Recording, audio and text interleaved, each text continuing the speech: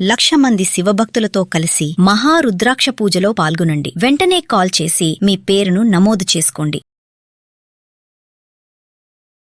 అమ్మ నమస్తే అమ్మ. నమస్తే అమ్మా. అమ్మ పెళ్ళైన తర్వాత భార్యాభర్తలు వాళ్ళ ఒక ఆదర్శ దంపతులుగా ఉండాలి అంటే వాళ్ళ లైఫ్ స్టైల్లో ఎలాంటి చేంజెస్ చేసుకోవాలి ఆదర్శ దంపతులుగా ఉండాలంటే? ఎందుకంటే ఆదర్శ దంపతులని పక్క వాళ్ళకి ఆదర్శంగా ఉండక్కర్లా, వాళ్ళల్లో వాళ్ళు కంఫర్టబుల్ గా ఉంటే చాలు. ఇద్దరు కలిసి బయటకు రాకుండా బయటగా ఇప్పుడు అది కరువు అయిపోయిందమ్మా. ఇప్పుడు ఏమంటారంటే జనరలీ పెళ్ళైన కొత్తల్లో భార్య ఆయన మాట వింటుందంట, రెండో ఏడాది భర్త ఆవిడ మాట వింటాడంట, ఆ మూడో ఏడాది పిల్లల మాట వీళ్ళు వింటారట. సో అలాగా ఇక్కడ ఎవరి మాట ఎవరు వింటున్నారు కాకుండా ఎవరు ఎలా ఒకరికొకరు చెప్పుకొని ఎలా సర్దుకోగలుగుతారు. మీరు అనేది లైఫ్ స్టైల్ అన్నారు. ఈ లైఫ్ స్టైల్ నిజంగానే చాలా మారింది. ఒకప్పుడు పెళ్ళి అనగానే ఎలా ఉండేది చెప్పండి, అమ్మాయి అత్తవారింటికి వచ్చేసేది, ఇంకా జాబ్ లాంటివి చాలా రేర్, చేసిన టీచర్ జాబ్ బ్యాంక్ జాబ్ అంతే, బ్యాంక్ ఇవే ఉండేవి. సో ఇప్పుడు వచ్చేసి మరి పిల్లల్ని ఈక్వల్ గా ఐటీలోకి పంపిస్తున్నాము, పిల్లల్ని ఈక్వల్ గా మనం అమెరికాలో పంపిస్తున్నాం. సో ఇంత దూరం వెళ్తున్న పిల్లలు ఎలా ఇమడాలి?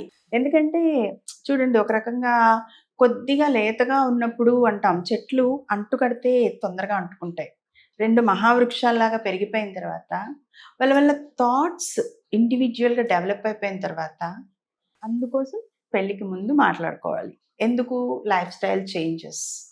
ఇప్పుడు చూడండి, ఒక అబ్బాయి మారిన వాళ్ళు ఒక 50% ఉంటారేమో ఇప్పటికి కూడా.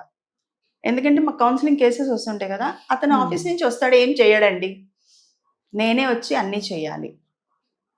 ఒక 50% ఇంకా ఉన్నారు అలాగా. అంటే భార్య జాబ్ చేయాలి, మళ్ళీ ఇంటి కోసం అన్నీ చేయాలి, ఇంట్లో పని కూడా చేయాలి. ఇలాంటి వాళ్ళు ఇంకా చాలామంది ఉన్నారు.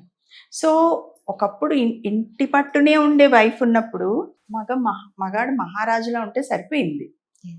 కానీ ఇవాళ అలా కాదు కదా, మారింది లైఫ్ స్టైల్. సో వాళ్ళు ఉద్యోగాలు చేస్తున్నారు, వాళ్ళు కూడా షిఫ్ట్ సిస్టమ్స్ చేస్తున్నారు. షిఫ్ట్ అంటే ఇక్కడ ఇంకొక మాట, పెళ్లి ముందు మాట్లాడుకోవాల్సిన విషయాల్లో షిఫ్ట్ సిస్టమ్ ఏంటి చూడండి. పొద్దున్న ఈవిడ లేచి వెళ్తుంది, రాత్రి ఆయన లేచి వెళ్తాడు. సో ఎప్పుడు ఎవరు మాట్లాడుకుంటారు?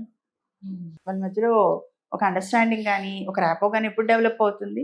సో అది మాట్లాడుకోవాలి. తర్వాత మారిన లైఫ్ స్టైల్లో జాబ్ ఇంకా వింటూ ఉంటాం, పెళ్ళి ఏడాది అయిందండి, మా కోడలు ఇంకా వేరే ఊర్లో చేస్తోంది, ట్రాన్స్ఫర్ పెట్టుకుని వస్తానంది, వస్తుందట అనేవాళ్ళు ఉన్నారు.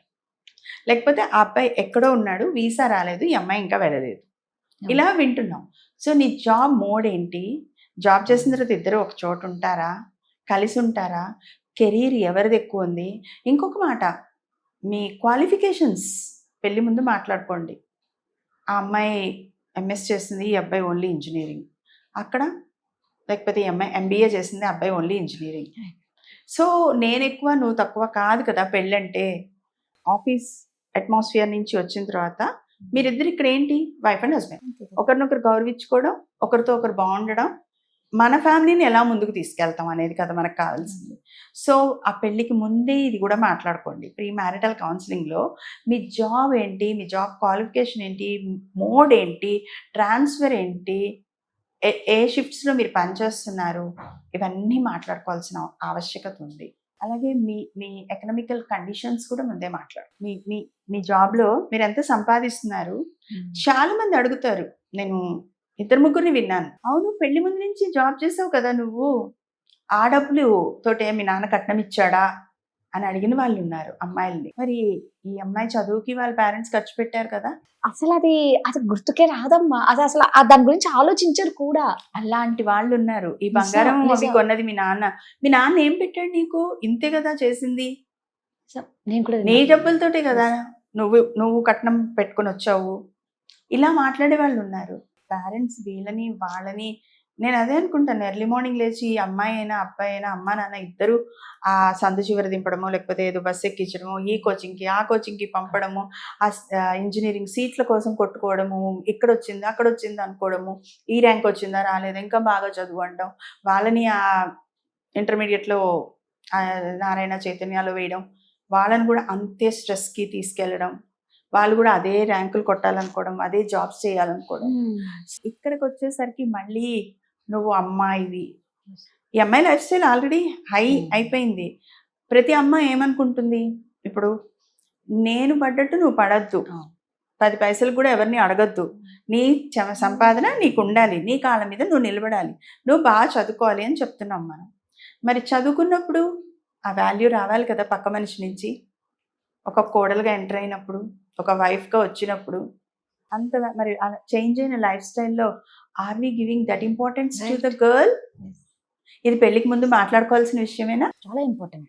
యా, మీ జాబ్ గురించి కంపల్సరీ మాట్లాడుకోవాలి. నిజంగానే, అంటే మీరంటే నాకు బాధేస్తుంది. చాలా మంది ఉన్నారమ్మా, కొంతమంది వాళ్ళకి ఏం లేకపోయినా పక్క వాళ్ళు గెలకడం స్టార్ట్ చేస్తారు.